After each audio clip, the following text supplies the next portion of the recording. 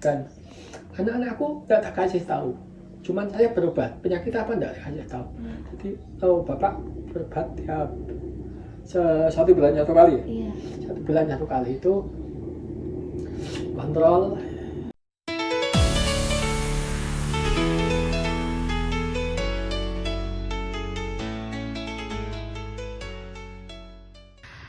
Halo, selamat datang di podcast MSI Kabupaten Kendal. Saat ini saya sudah bersama Pak Sunadi sebagai mantan pasien TBC RO yang sudah berhasil berjuang untuk melawan penyakit TBC sampai sembuh. Nah, sekarang mari kita langsung aja wawancara ke Pak Sunadi ya. Yang pertama, Pak Sunadi, apa sih yang mendorong Bapak untuk mencari pengobatan setelah didiagnosis TBC RO? Pertama kali itu saya hanya ingin sembuh. Niatannya hanya Iya. Jadi nggak mungkin manusia tanpa tanpa berusaha bisa sembuh sendiri. Itu harus kita minum obat rutin, dan yang penting kita berjuang untuk sembuh. Dan kami bukan tidak minum obat dari dokter tok, kami minum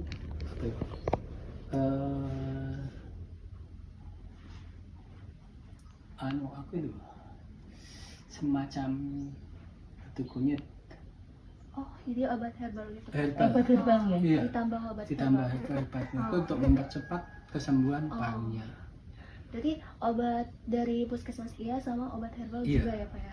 Tapi Kalau minumnya gimana Pak itu Pak? itu 1 jam atau setelah Oh, minum itu?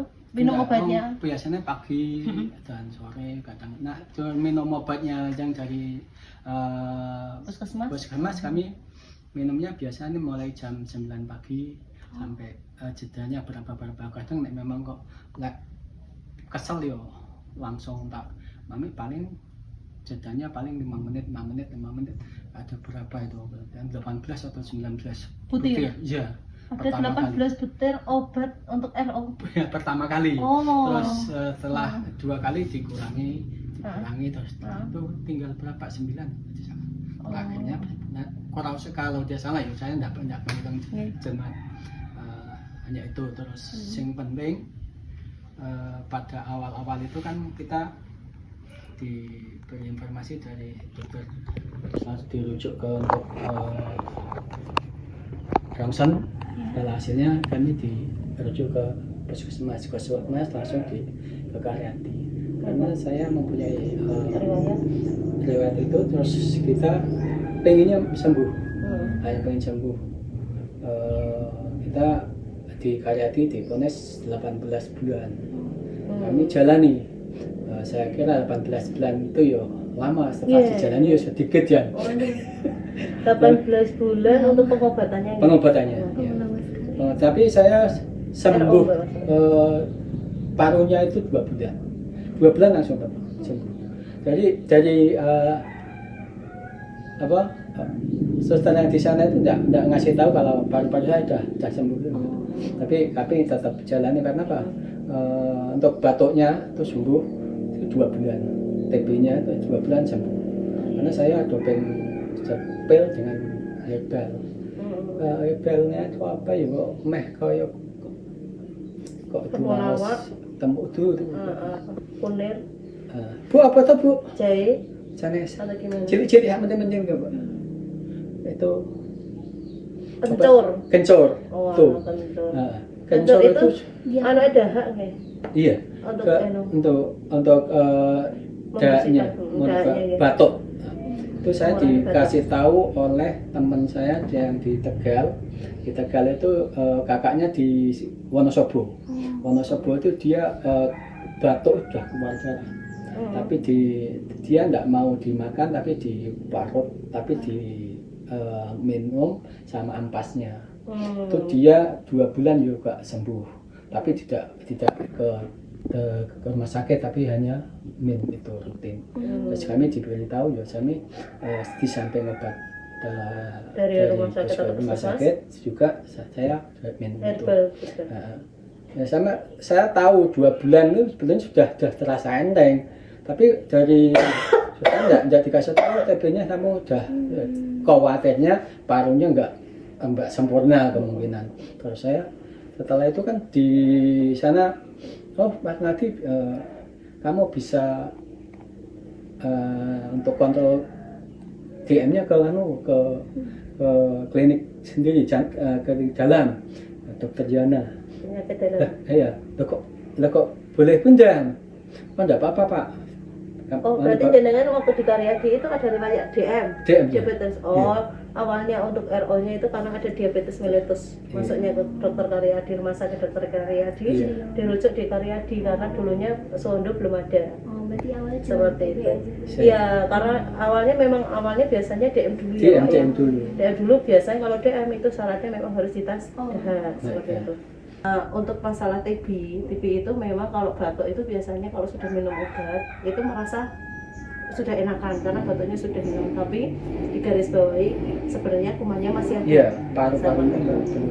Jadi paru-parunya belum bersih karena kumannya. Karena kalau namanya FO itu kan resisten obat, jadi obatnya banyak. Nanti kalau sudah kumannya sudah berkurang, baru nanti obatnya juga berkurang. Lanjut ya Pak ke pertanyaan kedua.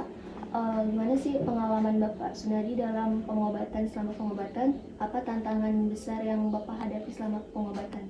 Tantangan paling besar adalah mau minum obatnya. Syarat-syaratnya, pilnya banyak, obatnya kan banyak.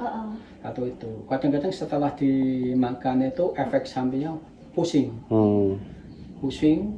Terus ada Pusing wis orang eling apa-apa, kadang-kadang sungguh tuh, pusing paling saya buat tidur aja. Setelah buat tidur, biasanya hilang. Tapi ya memang mau makan obatnya tantangannya itu. besar. Tapi ya kalau memang kok tidak mempunyai niatan untuk sembuh, nggak mungkin obat itu dimakan. Memang tantangannya minum obatnya sangat banyak dan terus efek sampingnya biasanya ngeluh, terus kaki sakit biasanya seperti itu. Jadi kita berjuang untuk sembuh. Ya memang ada tiga kejujuran kontrol, kejujuran minum obat, dan kejujuran kita niatan sembuh. Kalau tidak tiga-tiganya dijalankan nggak mungkin. Kontrol ditinggal ya nggak bisa, minum obat ditinggal nggak bisa, niatan untuk sembuh, semangat untuk sembuh ditinggal juga bisa. Karena kesembuhan kita tergantung pada niatan kita. Nah, nek saya tuh. Lanjut ke pertanyaan ketiga ya Pak ya. Apa perasaan Bapak saat pertama kali mendengar Bapak itu diagnosis penyakit TBC? Rasanya jauh kaget juga Mbak. Masalah kan dari keluarga saya tidak ada yang memang baru saya. Benar, saya itu tadinya kan batuk. Setelah batuk kan saya bingung, wah di piye kan. Terus tak ke dokter terus langsung disuruh rongsen hasil mas sampean kena TB, sampean dokternya itu dokter Yuli, sampean nek pengen aja mung tuku obat, sekedar tuku obat terus penak terus wis, sampean kudu tuntas.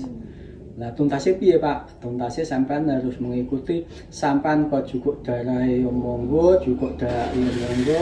Yang penting itu sampean kudu tuntas, anut aturannya di kedokteran di situ. Ke puskesmas kami dirujuk ke Karyadi. Ke Karyadi saya nggak rujuk, bawa surat rujukan. Saya ke sana langsung dari puskesmas, pihak puskesmas telepon sana langsung. Kita langsung matur, memang rongsennya hasil rongsennya. Saya dibilang kalau dokternya gimana? Ini paru-paru sampai Padang ini piye gitu. Ya enggak tahu Bu dokter.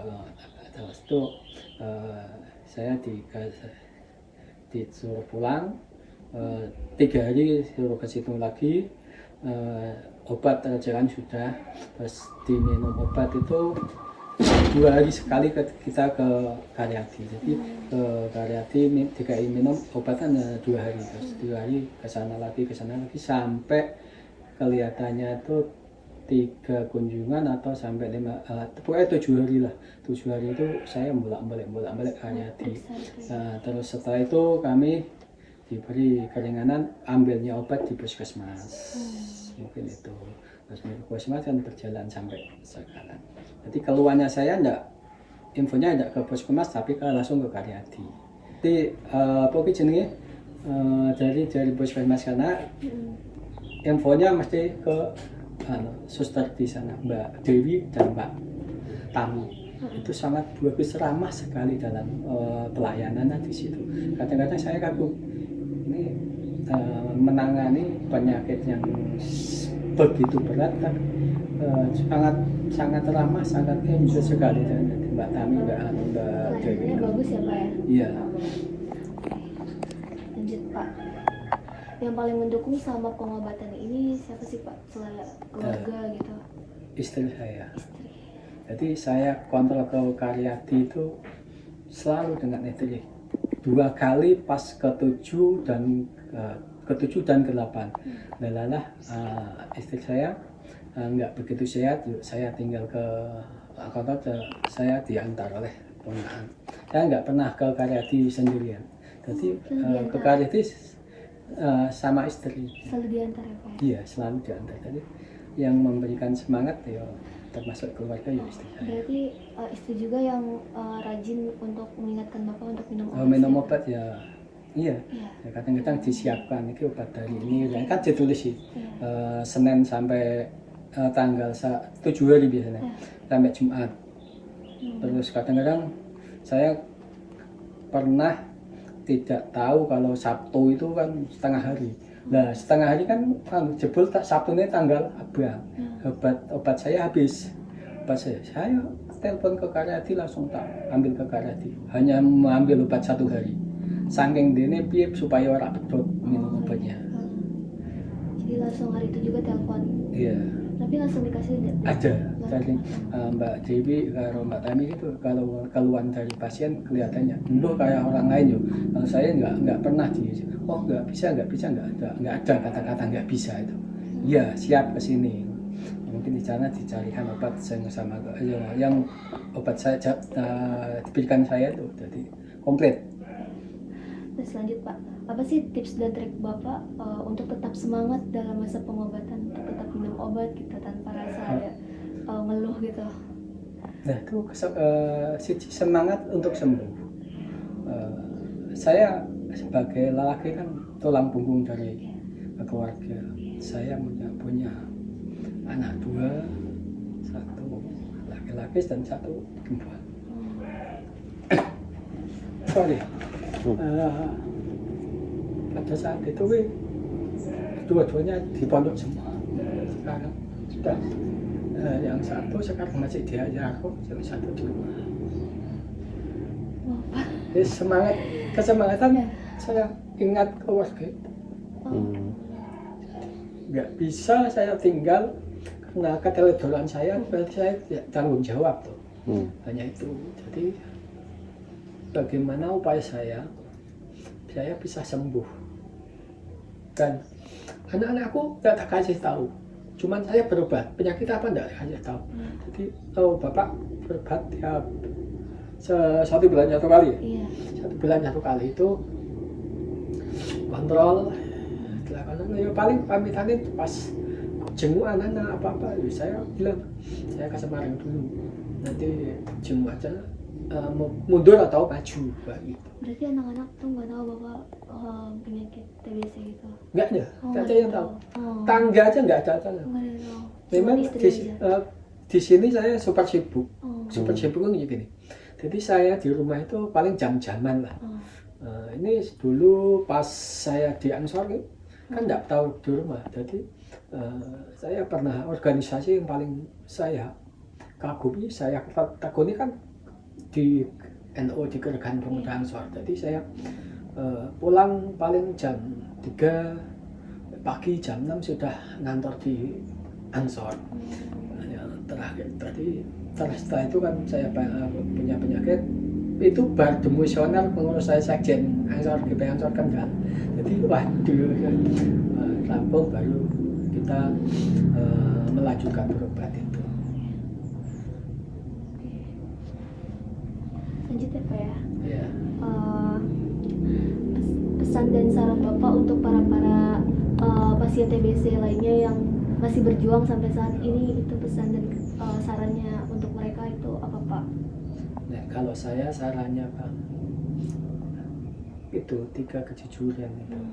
Jadi kita melawan penyakit itu tidak hanya kita minum obat, itu harus rutin, di samping itu harus berdoa, terus kontrolnya harus rutin. Ketiga itu harus dilakukan. Jadi saya tetap berdoa dulu, kita baru rutin minum obat, rutin kontrol dan rutin minum obat. Nah, itu ditinggal salah satu, kemungkinan nggak akan jadi. Jadi paling tepat tiga itu, ketiga kejujuran itu dipakai. Jadi nggak usah kita muluk-muluk, keyakinan kita sembuh itu harus ada. Kadang-kadang nek wis muni wah aku ora iso mari, jendelalah omongane dhewe ora mari tenan. Tapi nek memang itu kan ya langsung kita harus sembuh lah. Harus percaya sama diri sendiri bahwa bisa sembuh. Oke guys, jadi itu dari cerita dari Pak Sunadi, mantan pasien TBC. Nah, pesan-pesan dari Pak Sunadi adalah kita tetap terus harus minum obat, rajin berdoa juga, dan percaya kepada diri sendiri bahwa kita itu bisa sembuh. Oke, sekian podcast Mentari Sehat Indonesia Kabupaten Kendal pada kali ini. Tunggu episode selanjutnya. Bye-bye.